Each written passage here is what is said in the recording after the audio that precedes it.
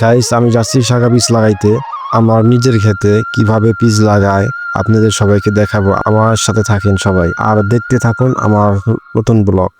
Guys আসসালামু আলাইকুম, সবাই কেমন আছেন? তো আমি এখন যাচ্ছি আমাদের শাখা বীজ খেতে, কিভাবে বীজ লাগায় ক্ষেতে পৌঁছায় আপনাদের সবাইকে সেই বীজ লাগানো ভিডিও দেখাবো। সোজা করে ফিল কেটে তার ভিতরে একটা একটা করে পেঁয়াজ বসিয়ে দিতে হয়, পেঁয়াজ বসিয়ে তারপরে ঢেকে দিতে হয়। এইটা আমাদের ক্ষেতের ভিউ। এখানে পুরোপুরি এক পাখির মতো জায়গা আছে। এইখানে মোট পেঁয়াজ লেগেছে 6 মনের মতো। পরবর্তীতে কিরকম পিস হবে আমি জানি না, তবে অনেক সুন্দর করে লাগিয়েছি। বলেন আপনি কি লাগাইতেছেন ভাই? কিছু বলো, কিছু বলো। পিস লাগাইতেছি।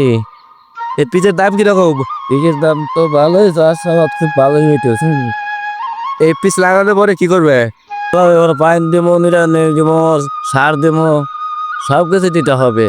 ভিটামিন দেওয়া লাগবে, কত তা দেওয়া লাগবে না। বাইরে কি পিচ লাগালে রে? এটা স্বাভাবিক। এই পিচ গুলো কত বড় বড় হয়? 4-5 কেজি যাবো।